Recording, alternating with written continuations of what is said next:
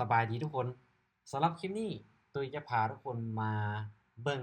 แนวโน้มของตลาดบางคนเนาะยังอาจจะสังเกตหรือ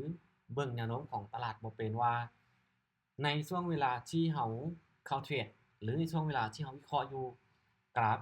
มันอยู่ในรูปแบบของตลาดแบบใดมันอยู่ในช่วงแนวโน้มของขาขึ้นหรือขาลงเดี๋ยวเบิ่งนำกันเนาะในคลิปนี้เดี๋ยวตุยจะอธิบายแบบละเอียดให้ทุกคนนั้นได้เข้าใจไปนำกันทุกคนมาเบิ่งรูปตัวซ้ายมือนี่ก่อนเนาะรูปตัวซ้ายมือนี่จะเป็นทฤษฎีในการชี้ว่าแนวโน้มของตลาดที่เป็นขาขึ้นมันเป็นแบบใดตลาดที่เป็นขาลงมันเป็นแบบใดเดี๋ยวมาเบิ่งนำกันซึ่งก่อนอื่นเนาะก่อนที่เราจะไปเบิ่งแนวโน้มของตลาดขาขึ้นขาลงเนี่ยให้ทุกคนมาทำความเข้าใจกันก่อนว่าในตลาดในตลาดบ่ว่าจะตลาดใดก็ตามคือเนาะมันมีรูปแบบอยู่3รูปแบบหลักๆ3รูปแบบหลักๆก็คือมันมีรูปแบบของตลาดที่เป็นเทรนขาขึ้นหรือว่า up trend 2ก็คือมันจะมีรูปแบบของตลาดที่เป็นขาลงหรือว่า down trend 3ก็คือตลาดที่เป็น sideways ตลาดที่เป็น sideways เนาะในคลิปนี้เดี๋ยวตุ้ยจะมาอธิบาย2รูปแบบเดี๋ยวมาเริ่มกันที่ตลาดที่เป็นเทรนขาขึ้นหรือว่า up trend ตลาดที่เป็น up trend นี่น่ะแม่นหยังก็คือแม่นสภาพตลาดที่มีราคาที่มันเคลื่อนที่สูงขึ้นไป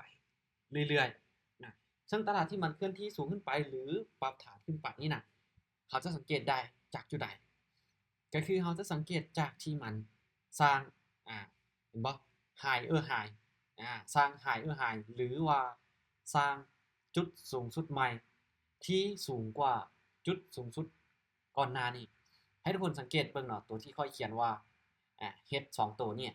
H 2ตัวนี้ก็คือเป็นจุดสูงสุดหรือว่าจุดที่มันสร้าง high high จะสังเกตเห็นนะว่ากราฟมันได้มีการสร้างจุดสูงสุดใหม่ที่มันสูงกว่าตัวก่อนหน้านี้เฮาเบิ่งด้วยตาเปล่าก็เห็นและตัวที่2คือมันจะสร้าง high low หรือว่าจุดต่ำสุดใหม่ที่สูงกว่าจุดต่ำสุดเก่าเดี๋ยวมาเบิ่งเนาะรูปแบบของมันก็คือบ่ตุ้ยจะเขียนว่า HL ที่ย่อมาจาก high low จะเห็นว่าเห็นบ่อันนี้ HL ตัวที่1ที่มันเป็นจุดต่ำสุดของมันและตัวที่2จุดต่ำสุดตัวที่2ของมันอาจจะสูงกว่าตัวที่1และจุดต่ำสุดตัวที่3ของมันจะสูงกว่าตัวที่2และตัวที่1เห็นบ่มันจะสร้างแพทเทิร์นที่สร้าง higher high และก็สร้าง lower low ที่มันสูงขึ้นไปเรื่อยๆเบิ่งด้วยตาเปล่าก็เห็นนี่คือเขาเห็นว่าโอเคกราฟมันมีการพักดันราคาไปกราฟมันเคลื่อนที่สูงขึ้นไปเรื่อยๆโดยที่มันสร้างแพทเทิร์นของตลาดก็คือสร้าง higher high และ lower low เดี๋ยววันนี้เนาะเดี๋ยวมาเบิ่งในกระดานเทรดในตัวที่ค่อยจะมาให้ทุกคนเบิ่งอธิบายทุกคนเบิ่งในกราฟตัวจริงกันว่าโอเคตลาดที่เป็นเทรนขาขึ้นเดี๋ยวมาเบิ่งกันนะว่าเขาจะเบิ่งจากจุดใดจะเบิ่งจากจุดใดปึ๊บตัวจะเอาให้ทุกคนเบิ่งในโซนใกล้ๆตัวนี้ในจุด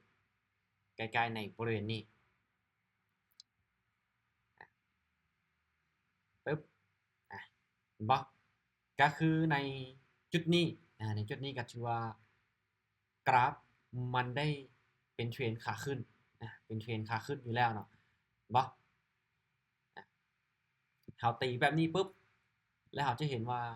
กราฟมันอยู่ในแนวโน้มที่เป็นขาขึ้นหรือบอ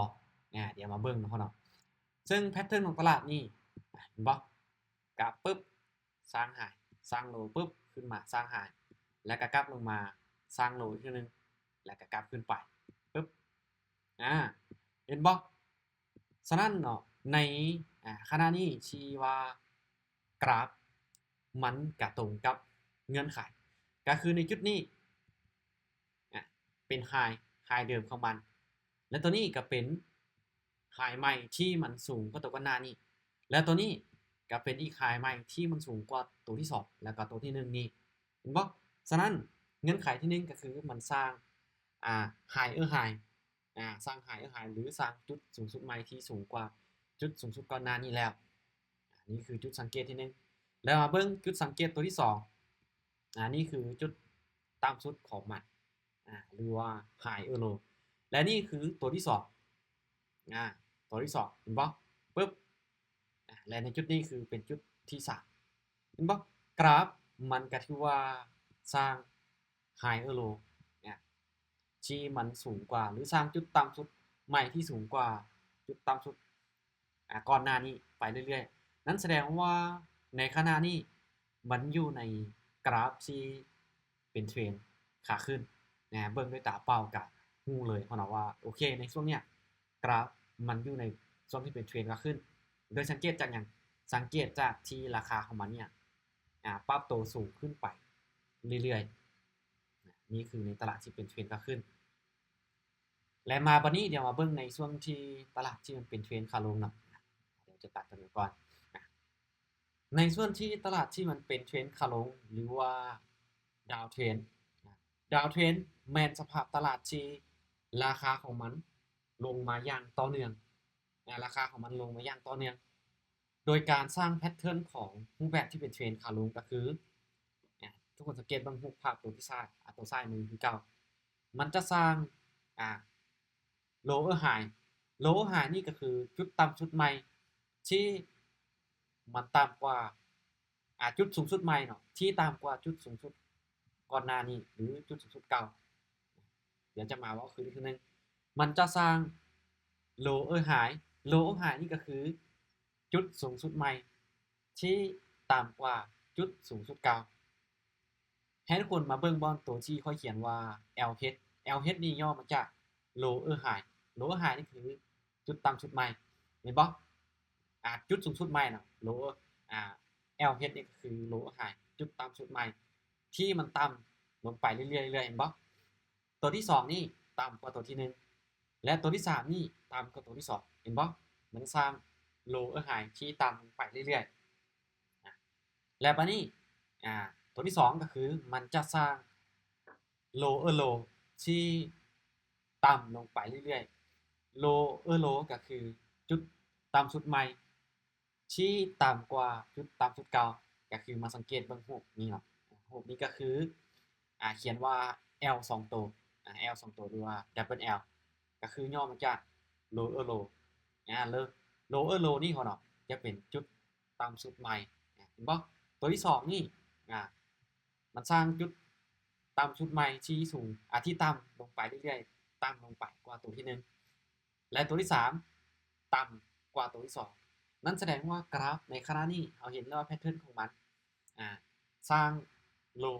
lower high และ lower low เป็นที่เรียบร้อยแล้วแสดงว่ากราฟในขณะนี้อยู่ในรูปแบบของตลาดที่เป็นเทรนขาลงและเวลาที่เราเทรดพบในรูปแบบของตลาดที่เป็นเทรนขาลงเราจะโฟกัสไปที่ฝั่งเซลล์หรือฝั่งขายเสียหลายกว่าเดี๋ยวมาเบิ่งในกราฟตัวจริงกันเดี๋ยวตุ้ยจะหาให้ทุกคนเบิ่งว่าในกราฟตัวจริงที่มันเป็นเทรนขาลงเราสังเกตแบบใดมันจะเป็นแบบใดเดี๋ยวตุ้ยจะหาให้ทุกคนเบิ่งได้แต่จะเอาที่จุดที่อธิบายแล้วทุกคนเข้าใจง่ายสุดๆเข้าใจง่ายสุดๆ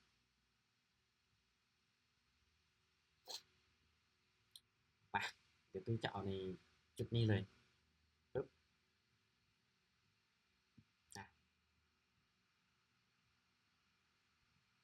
เดี๋ยวจะย่อกราฟให้มันง่ายๆและใกล้ๆเพื่อให้คุณได้เข้าใจก็คือในจุดนี้เห็นว่ากราฟเขาตีเส้นเทรนไลน์นี่ครับก็เห็นว่ากราฟมันก็มีการดันราคาลงมาที่ต่ำลงมาเห็นบ่ปึ๊บบัดนี้เข้ามาเบิ่งเนาะนี่คือจุดต่ำสุดของมันจุดสูงสุดการลงมาปึ๊บเห็นบ่แสดงว่ากราฟนอตอนนี้มันตรงกับที่อธิบายไปว่าก็คือมันจะสร้างlower high ที่ต่ำลงไปหรือจุดสูงสุดใหม่ที่ต่ำลงไปเรื่อยๆและจะสร้าง lower low ที่มันต่ำลงไปlower high คืออยู่ในจุดนี้เป็นจุดสูงสุดของมันตัวที่ และตัวที่2นะนี่เห็นบ่จุดสูงสุดของมันก็คือให้ทุกคนเข้าใจง่ายว่าเป็นจุดที่กราฟมันมีการผลักดันราคาไปหรือมีแรงซื้อมีคนต้องการซื้อเนี่ยผลักดันราคาขึ้นไปฮอดจุดใดจุดหนึ่งเป็นจุดสูงสุดของมันแล้วมันมีคนเทขายมีการก้าวโตลงมาเขาจะตีจุดนั้นเป็นจุดสูงสุดของมันและจุดต่ำสุดของมันคือเขาจะเอาในจุดที่กราฟมันมีการเทขายคือในบริเวณคือในบริเวณนี้เนาะกราฟมันมีการเทขายปุ๊บแล้วมีแรงซื้อดันราคาไปมีการกลับโตเขาจะตีจุดนั้นเป็นจุดต่ำสุดของมันนี่คือเป็นจุดต่ำสุดตัวที่1และนี่เป็นจุดต่ำสุดตัวที่2และในจุดนี้เป็นจุดต่ำสุดตัวที่3นั่นก็อยู่ในเงื่อนไขหรือทฤษฎีที่ว้าไปในก่อนหน้านี้ว่าสร้าง lower high และ lower low เห็นบ่ในจุดนี้การที่ว่าเฮาก็เว้าเลยว่าตลาดในช่วงนี้อยู่ในช่วงที่ตลาดเป็นเทรนขาลงนี่คือวิธีในการสังเกตแนวโน้มของตลาดว่าในช่วงที่เฮาเทรดเฮาเข้าออเดอร์อยู่นั่นมันเป็นช่วงจังหวะของตลาดแบบใดขาขึ้นหรือขาลงในเมื่อเฮาสังเกตตลาดเป็นแล้วเนาะรู้แล้วว่าตลาดในขณะนั้นที่เป็นเทรนขาขึ้นหรือขาลงถ้าว่าตลาดเป็นเทรนขาขึ้นเฮาก็รอจังหวะและก็โฟกัสไปที่ฝั่ง buy ถ้าตลาดเป็นเทรนขาลงเฮาก็โฟกัสรอจังหวะในการกดออเดอร์ไปที่ฝั่งเซลล์นี่ก็คือข้อดีของการที่เฮานั้นสังเกตตลาดเป็นโอเคสำหรับคลิปนี้ก็จะมาแบ่งปันหรือจะมาแชร์ในการที่วิธีในการสังเกตแนวโน้มของตลาดว่าในช่วงเวลาที่เราเทรดมันเป็นแบบใดโอเคก่อนที่จะจบคลิปนี้ไปพ่อน้องสำหรับใครที่อยากจะศึกษาอยากจะหาข้อมูลด้านการเทรดนี่พ่อน้องก็สามารถที่จะเข้ามาศึกษาเข้ามาเรียนรู้ใน Academy คุยได้โดยมีกลุ่มมี Academy ที่ให้คนนั้นเข้ามาศึกษาเรียนรู้ฟรีเนาะแต่ก่อนที่คนจะลงมือตัวจริงก่อนที่ทุกคนจะเทรดตัวจริงต้องให้ทุกคนรู้ก่อนว่าโอเคในการเทรดมันมีความเสี่ยงแบบใดผลตอบแทนแบบใด